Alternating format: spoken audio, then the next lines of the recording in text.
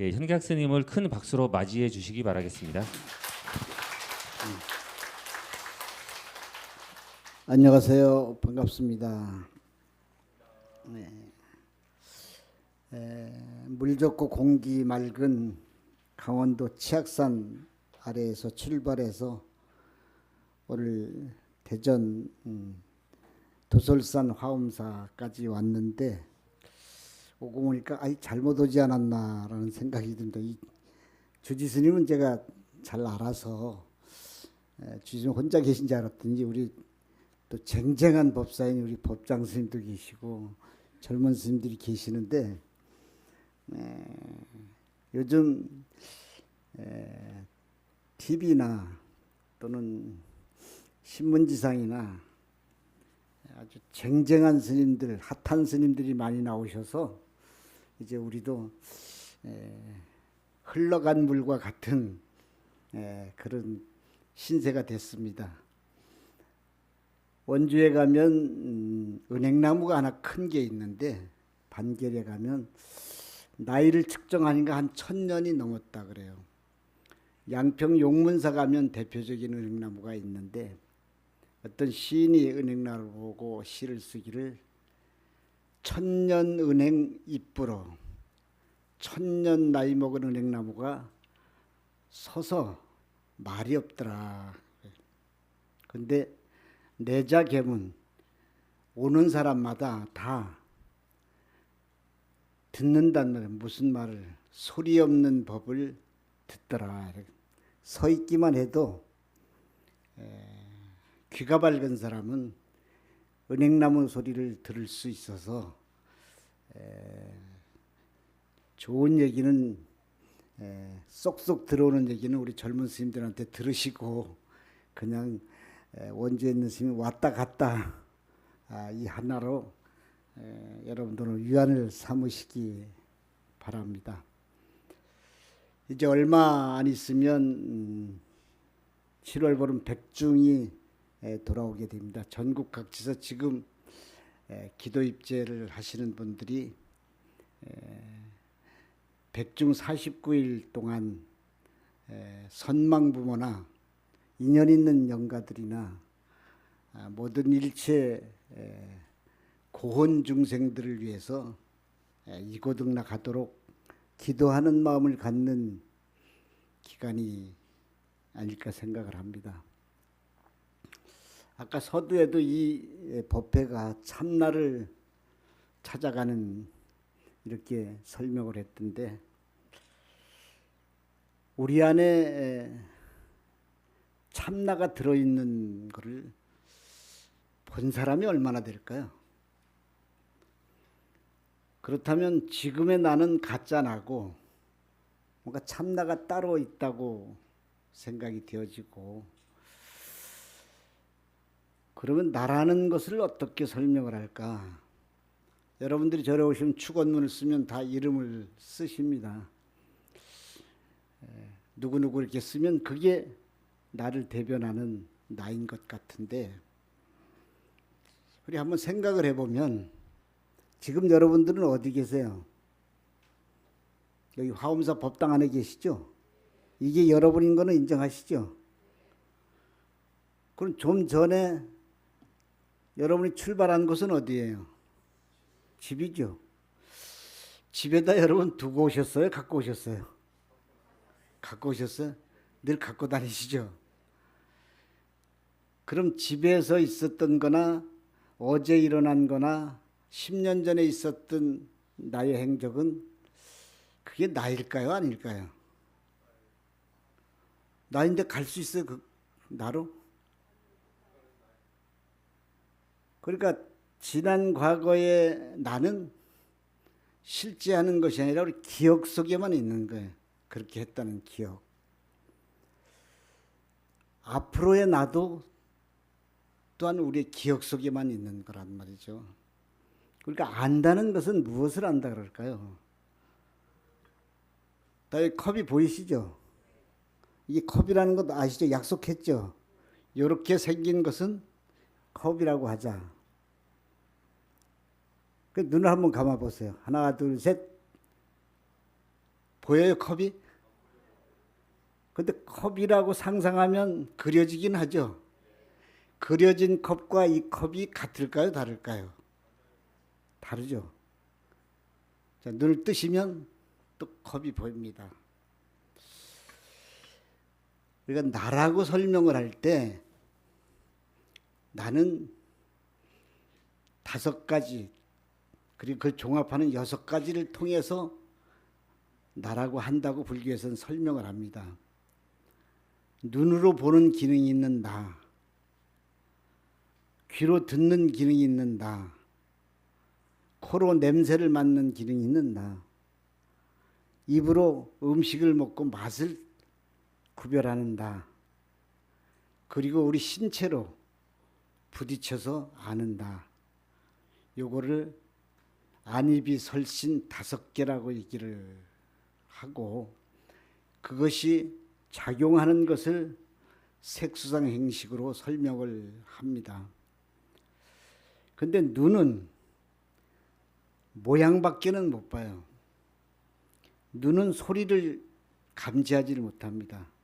소리는 귀가 감지하는 거예요. 맛은 입이 감지하는 거고, 냄새는 코가 감지하는 거예요.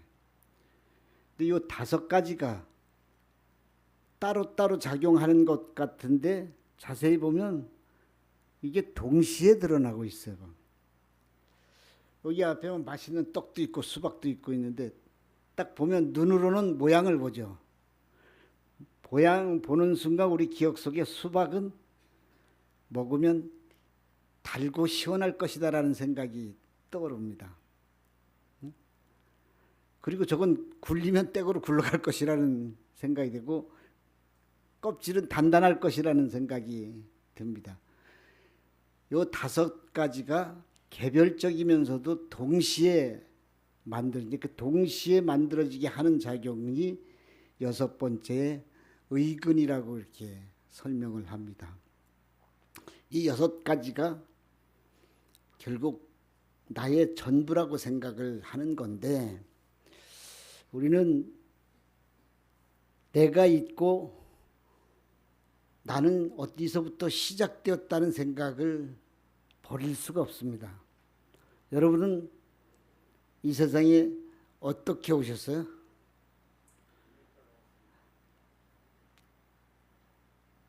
그렇지만 실질적으로 여러분을 설명할 때 보면 여러분은 부모를 통해서 태어나셨죠. 예. 인연이라는 것은 그 이면에 어쨌든 정신적 존재를 얘기할 때 그렇게 얘기하지만, 그것도 이제 분석을 해보면 정말 인연 따라 왔을까? 이것도 증명하기가 어려워요. 그 부모는 또 어디서 오셨을까요? 그 위에 부모로부터 오셨겠죠. 나는 아버지, 어머니 2분의 DNA를 통해서 태어났다 그러지만 그 2분을 올라가서 외갓집까지 하면 4분이 계시는 거예요. 그 위로 올라가면 8분이 계시는 거예요. 고조부로 가면 셀 수 없어요. 이렇게 소급해서 올라가다 보면 무한 소급이 되게 되는 거예요. 그 위에는 또 그 위에가 있고 그 위에는 또 그 위에가 있고, 밤새도록 올라가도 처음을 만날 수가 없어요. 그러니까 시간적으로 우리는 그렇게 왔다고 생각하지만 증명해낼 수가 없는 거예요. 공간적으로도 여러분은 이 법당 안에 지금은 이 공간에 있는 것 같지만 끝나면 또 집에 가야 되고, 평생을 살아가면서 끝없는 공간을 왔다 갔다 하게 됩니다. 어디를 찍어서 이것이 내가 존재하는 공간이라고 확정 지을 수가 없습니다. 다시 말하면 우리는 존재로 자기를 증명하려고 들면 증명하기가 어렵다는 거예요. 부처님은 어쨌든 이 생사에 대한, 인생에 대한 회의를 품고 출가를 하셨고, 그 당시에 최고 가는 수행자들이나 최고 가는 철학자들을 다 섭렵하면서 6년 동안 다 찾아봐서 그들이 제시하고 있는 행로를 다 가본 거예요. 우리가 살아가는 인생은 방향성입니다. 어떤 방향으로 가야 할지를 정하지 못하면 평생 애를 써도 헛수고를 할 수밖에 없는 거예요.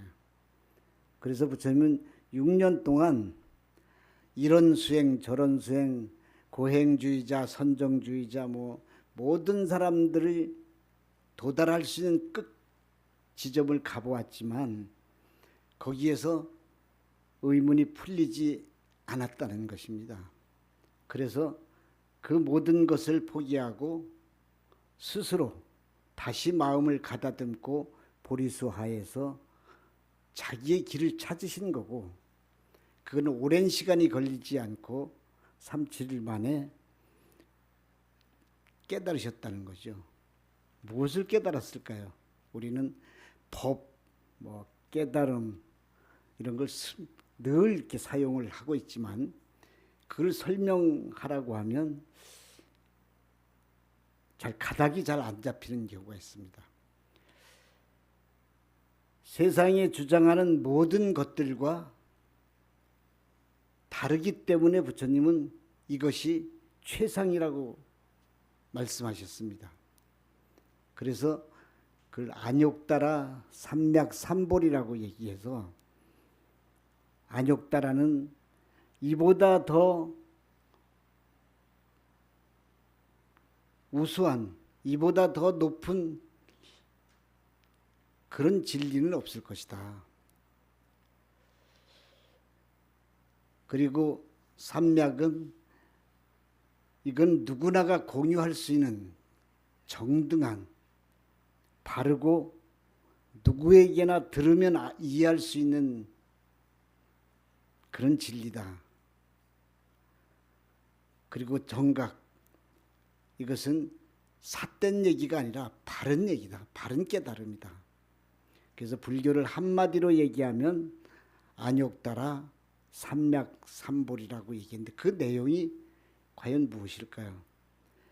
모든 종교는 보통 한 3가지, 4가지로 분류할 수 있습니다. 하나는, 가장 쉬운 것은 우리보다 더 위대한 능력을 가진 누군가가 이 세상을 창조했을 것이다. 이게 창조론을 주장하는 종교입니다. 기독교도 있고, 또 인도의 브라만교도, 힌두교도 있고, 또 가장 많은 이슬람교도 있고, 이런 종교들은 누군가가 위대한 자가 어쨌든 창조했을 것이다라고 하고, 그 다음에는 전변설, 어떤 최초의 인자가 변해서 됐을 것이다. 또는 숙명론, 과거의 어떤 원인이 이런 결과를 만들어냈을 것이다. 등등 여러 주장들이 있을 수 있는데, 그 주장을 누구도 모든 사람에게 이해시킬 수 있을 만한 보편적으로 접근할 수가 없다는 겁니다. 하느님을 본 사람이 있을까요? 우리가 진리 수행을 통해서 어떤 깨달음을 얻었다는 사람들의 얘기는 그분의 생각이에요. 그것이 모든 사람들에게 동등하게 보편적으로 통하는 그런 것이 아니라는 거죠. 그런데 부처님은 말씀하시기를, 내가 깨달은 법은 누구든 와서 보고 듣고 이해할 수 있을 것이다.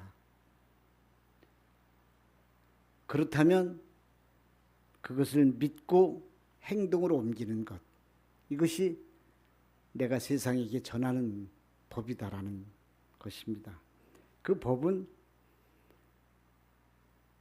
연기적이라는 것. 세상의 어떤 것들은 모든 것들이 얽혀서 반연이 되어서 그것이 사건으로 만들어진다는 것입니다. 우리가 태어난다는 것은 엄마, 아버님, 어머니가 만나서 가정을 이루면서 만들어진 사건 속에서 나도 태어난 거예요. 근데 세상에 어떤 것도 독립적으로 혼자 존재하는 것은 없다. 내가 태어난 것도 결과론적으로 태어난 것으로 하나로 보이는 것 같지만 거기는 수만 가지의 조건들이 함께 수반된다는 거예요. 우리가 촛불을 켜면 딱 성냥불로 그어서 촛불을 당기면 촛불을 켜는 것이 성냥불이 원인이고 결과로 촛불에 불이 붙여진다고 생각을 합니다. 1차적으로는 그게 제일 원인이 될 수는 있어요. 그런데 아니 바람이 확 불었어요.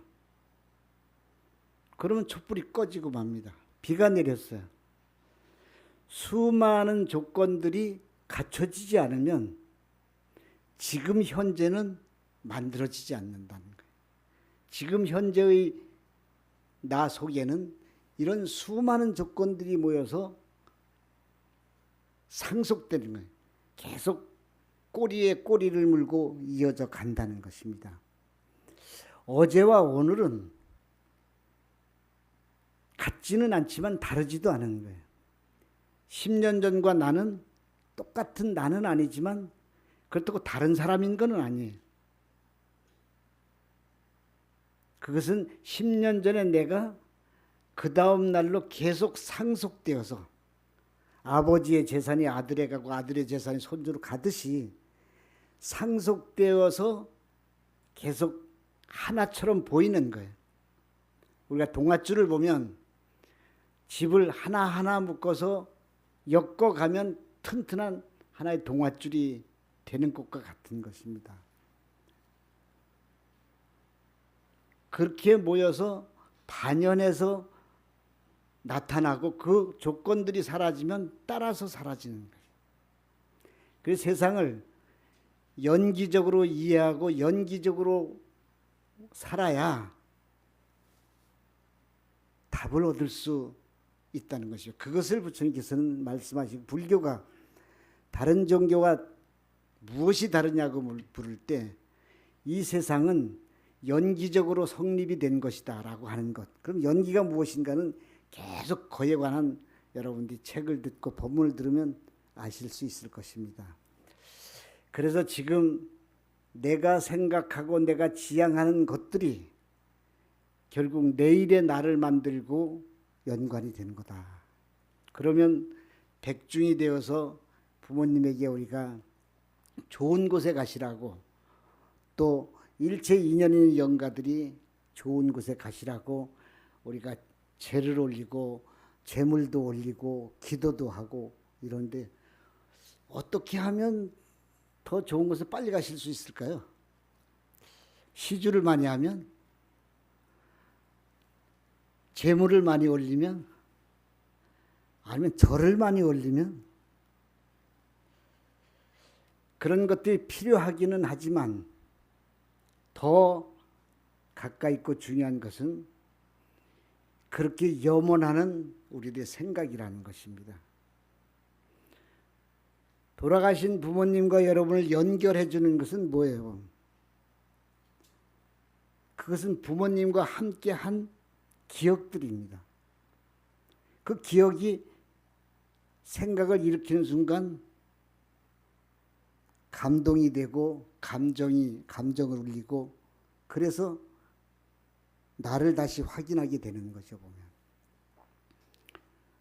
얼마 전 월드컵 하면서 그 어느 나라 보는데 그 골키퍼가 이기고 눈물을 흘려서 기자가 물었더니 이 모습을 우리 어머니가 보았으면 좋았을 텐데 이러더라는 거예요. 그 나라는 가난하기 때문에 부모를 초청하는 비용이 없어서 미국에를 못 갔다는 거죠. 그게 알려져서 정부에서 부랴부랴 그 어머니를 비자를 내고 해서 현장으로 모셔와서 그 아들이 경기하는 것을 직접 보았다는 것입니다. 이런 내용, 이런 스토리가 우리들의 삶인 거예요. 그래서 이렇게 제사를 지낼 때 늘 보면 그런 말씀을 드립니다. 돌아가신 부모님을 생각하는 염력이 없으면, 기억이 없으면 제사를 지내도 통하지가 않을 거예요. 그러니까 오늘 제사 지낸다는 것은, 제를 올린다는 것은 그 속에는 나와 부모님을 연결해주는 기억의 선이 있습니다. 우리는 지금 스마트폰을 가지고 있으면서 시간과 공간을 뛰어넘는 삶을 살고 있어요. 스마트폰 속에는 시간적으로 흘러간 것들도 다 들어있어요. 공간적으로 아무리 멀어도 그게 다 이해가 되어집니다. 제가 지난달에는 호주 시드니를 갔다 왔는데 거기에 정법사라는 절이 있어서 거기에 계신 주이스님이 30년 전에 시작을 하셔갖고 지금은 처음에는 한 채로 시작했던 것이 5채나 해가지고 큰 도량을 했더라고요. 거기에 눈에 띄는 게 큰 장독대를 만들어 놓으신 거예요. 한국에서 이민 온 분들은 장독대를 보는 순간 자기의 정체성을 발견하는 거예요. 아, 우리가 어렸을 때 장담그고 이랬던 거예요. 그러니까 우리는 내가 존재한다고 하는 것이 그런 연기 속에 그 기억 속에서 나의 삶이 만들어진다는 것입니다. 그래서 백증이 오면 1년에 한 번씩이라도 내 기억 속에서 내가 사랑했던 사람, 내가 고마웠던 사람, 그리고 은혜를 갚아야 될 사람들, 그리고 안타까운 사람들, 이런 사람들을 염원하는 것이 필요하다. 저는 그 시계가 어디 있나?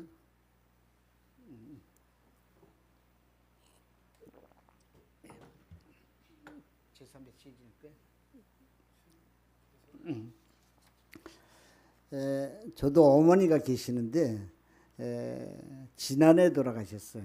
80이 넘으셨을 때 이제는 손주들을 위해서, 다른 아들들이 있으니까 손주들을 위해서 하실 일을 다 하신 것 같아서 절에 와서 하시면 어떻겠냐 했더니 그러신다 그래서 80이 넘으셨을 때 제가 충주에 또 절이 있어서 그걸 모셨더니 한 몇 년이나 더 계실까 했는데 그로부터 19년을 더 사셨어요. 99세가 되셔갖고 작년에 돌아가셨는데 참 다행이었다라는 생각이 들고, 돌아가시고 유품을 정리하다가 보니까 유품소에서 편지를 하나 써놓은 게 계시더라고요. 이렇게 보면 저도 몰랐던 마음인데 이런 마음으로 사셨구나라는 생각이 들었는데 우리 사회자가 한번 읽어봐요. 읽어봐죠. 좋은 목소리로.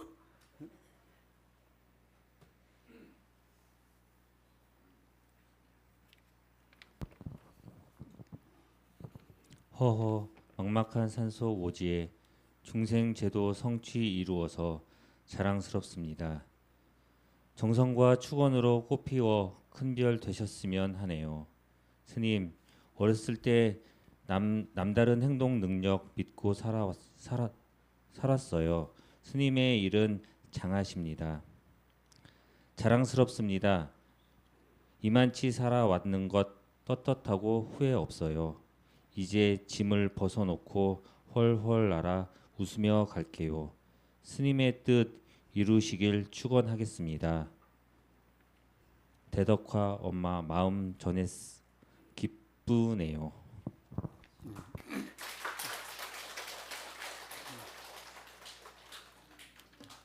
저도 대면대면하게 지낸 것 같았는데 제가 대덕화라는 불명을 지어드려서 그분의 마음속에 이런 간절함이 있었다는 것이 앞으로 내가 살아가는데 큰 생명선이 된다는 것을 느낀 거예요.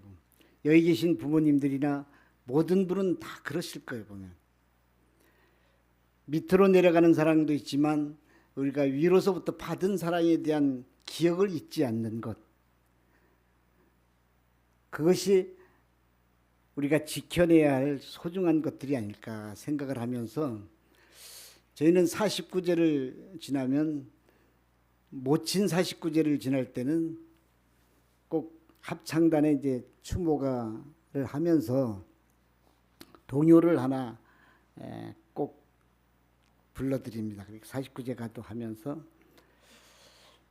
잊고 지냈던 감정들이 그 동요를 부르면서 누구나가 다 가슴 그 깊은 곳을 울려 주는 거예요. 보면 누구나 다 아는 동요입니다.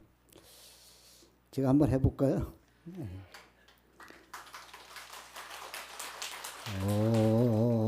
엄마 일 가는 길에 하얀 찔레꽃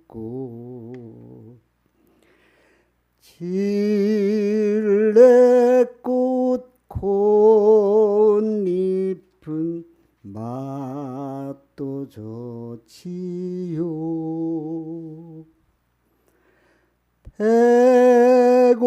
배고프면 하나 둘 따먹었다오.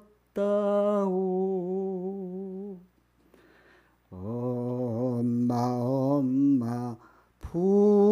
부르며 따먹었다오. 밤 깊어 어두운데 엄마 혼자서 하얀 발목 바쁘게 내게 오시네.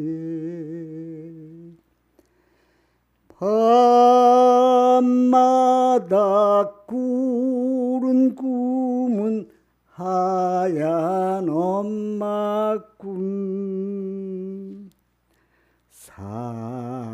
산등성이 너머로 흔들리는 꿈.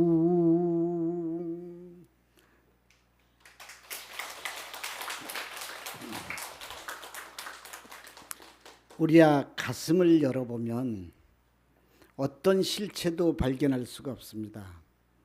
어떤 무사가 어떤 선사를 찾아와서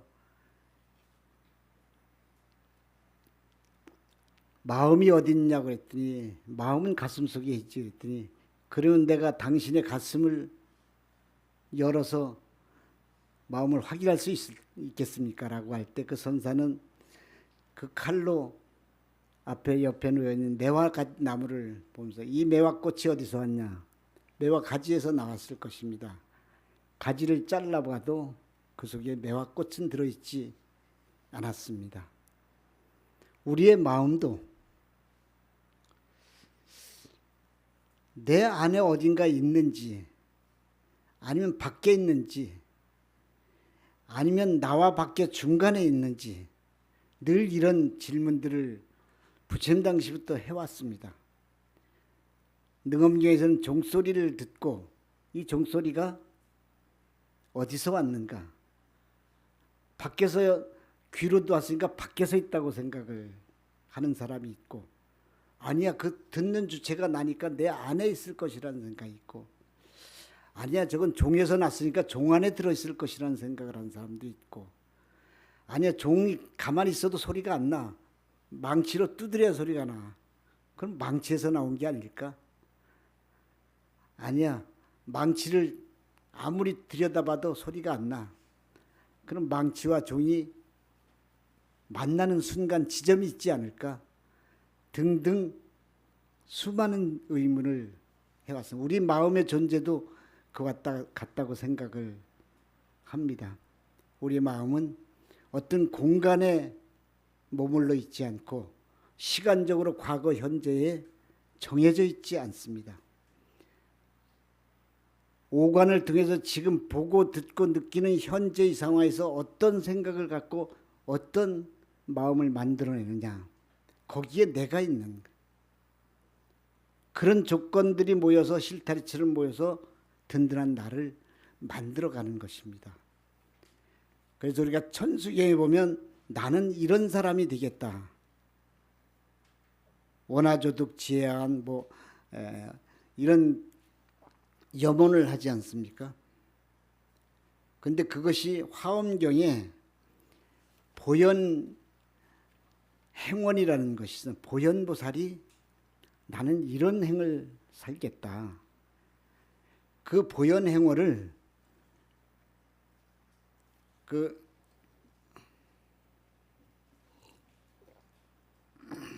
균여대사가 향가로 지어서 보현 행원가라는 노래를 지었습니다. 우리가 그때 사무실에 보현 행원을 나눠 드린 것은 있을 텐데 보면 10가지는 예경 제불원 칭찬열애원 광수 공양원 참회업장원 수희공덕원 청전법륜원 청불주세원 상수불학원 항순중생원 보계해양원 그리고 마지막으로 총결무진원이라는 것입니다. 다 설명드리기는 어렵고 한두 가지만 설명을 드리면 예경제불원 모든 부처님을 예경하는 마음을 갖겠다. 그러면 상대적으로 어떤 부처님에게만 예경하는 것이 아니라 이 마음을 가지면 일체 모든 중생을 향해서 일체 모든 생명을 향해서 늘 존경하는 마음을 갖는다는 것입니다. 세계적 전쟁이나 분쟁은 서로를 이해하는 마음이 부족해서 생겨나는 것들입니다.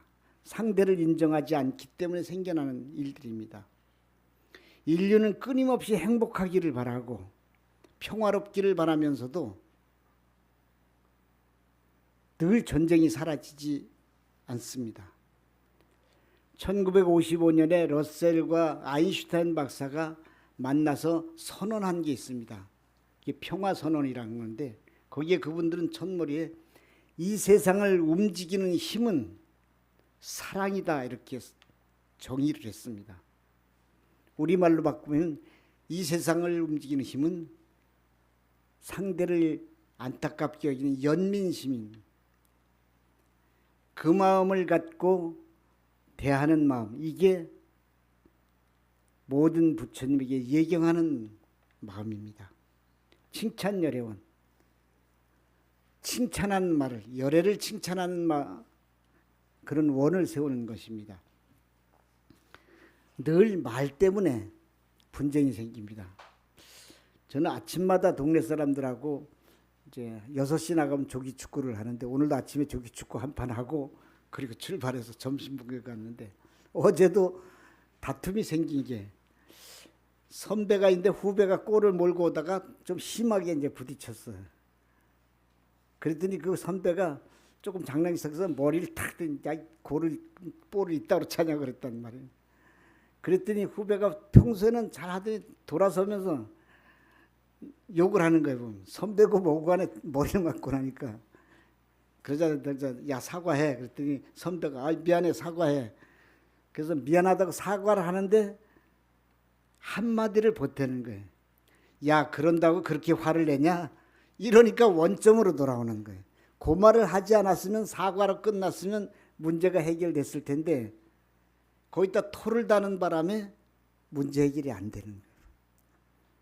여러분 한번 생각해 보세요. 가장 가까이 있는 가족 간에도 하다 보면 딱 거기서 멈춰야 되는데 그걸 못 멈추고 꼭 한마디를 더 해. 그래서 문제가 생기는 거예요. 오면서 라디오를 듣다 보니까 어떤 교수 강의를 하면서 그러게 돼. 결혼을 했는데 자기가 5살 연상인데 남편이 처음에는 이 사람이 아니면 안 될 것 같고 뭐 뭐든지 다 해줄 것 같고 결혼했는데 10년쯤 살고 보니까 그러던 부인이 누나 같은 사람이 되더라는 거예요. 누나가 뭐냐면 잔소리를 하고 꼭 한 대 때린다는 거예요. 근데 또 10년을 살고 보니까 형님 같은 사람이 되더라는 거예요. 형님은 뭐냐? 말도 없이 먼저 때린다는 거예요. 우리의 관계 속에서 보여주는 것이 얼마나 중요한 것인가. 태도가 얼마나 중요한 거예요. 문제는 본질이 아니라 태도라는 거예요. 열애를 칭찬하는 그 마음은 늘 상대를 편하게 하고 기쁘게 하는 마음으로 가득할 것입니다. 광수공양은 늘 공양하는 마음이라는 거죠. 이것을 향가로 풀었을 때 균효대사는 이렇게 노래를 했습니다. 예경제불가에서는 마음으로 그리는 부처 앞에 절하는 몸은 법계에 두루 이르거라. 티끌티끌마다 부처의 절이요 절절마다 둘러 모시는 법계에 가득 차신 부처 구세 다하여 예경하련다. 아 신호이업 지치거나 만족함 없이 이에 부지런히 삼으리라. 칭찬열애가에서는 오늘 모든 무리가 나무 불이여 사리는 혀에 끝없는 변제의 바다 일념에 솟아나거라. 티끌티끌에 허물에 들이우신 공덕의 몸을 대하시어 끝없는 덕의 바다를 부처로서 기릴 것이다.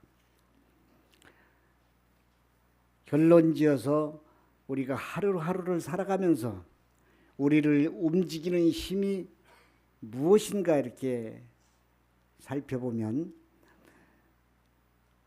역도선수 장미란이가 있는데 원주 사람이에요. 원주에서 자라서 역도 금메달을 땄죠. 그분이 선수 생활을 마치고 대학 교수로 갔어요. 공부를 해서. 그리고 지난 정부에서 정부의 문화 체육 차관을 지냈습니다. 그분이 칼럼을 써서 그렇게 얘기를 하대. 자기가 보니까 세상 사람들이 살아가는 힘에 두 가지 종류가 있다. 하나는 어깨 위의 힘으로 살아가는 사람, 그러니까 머리로 사는 사람이죠. 하나는 어깨 아래 힘으로 살아가는 사람. 이거는 근로자나 체육 선수들 힘으로 살아가는 사람들이. 근데 이 두 부류가 노년이 되니까 나이가 들어가니까 머리 힘으로 살아가는 사람들은 자기 생각에 꽉 갇혀 있더라는 거예요. 자기가 연구하고 자기가 한 게 이거에서 벗어나지를 못하는 거예요. 그러다 보니까 소통부재, 소통이 안 돼. 가족하고도 소통이 안 돼서 절반은 다 이혼당했더라는 거예요. 그런데 어깨 아래 힘으로 살아가는 사람들은 또 보니까 막 젊을 때는 막 힘이 넘쳐가지고 최고인 것 같은데 그 시절이 지나가니까 머리에 지식이 없으니까 그 다음에 힘으로만 하는 것들 하다 보니까 알코올 중독, 마약 중독, 무슨 뭐 이렇게 자기를 망쳐 가더라는 거예요. 그러니까 우리는 머리와 이 몸이 소통이 되어서 위아래가 하나로 순환될 때 자기를 건강하게 사는 거예요. 아까 방금 전에도 스님들하고 얘기하다가 어른 스님들 입적하시는 모습들이 이렇게 하다 보면 때로는 안타까울 때가 있더라는 거예요. 아무리 훌륭한 목사님의 설교나 신부님의 강론이나 스님의 법문도 요양원 침대 위에서는 아무 소용이 없어요. 예? 내가 활발하게 움직이면서 정신세계도 그렇게 가야 사람들이 수긍하고 따라온단 말이에요. 내가 나를 관리하지 못할 때 누구를 가르치겠어요? 그래서 우리는 열심히 움직이면서 자기의 정신세계도 늘 성장할 수 있도록 닦는 것입니다. 그런 방법 중에 세 가지를 하시라고 얘기합니다. 첫째는 연세가 드시면 아침에 일어나면 무조건 방 밖으로 나가는 거예요.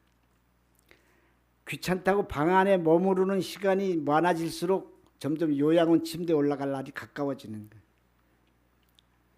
두 번째는 누구라도 육성으로 대화를 하라는 거예요.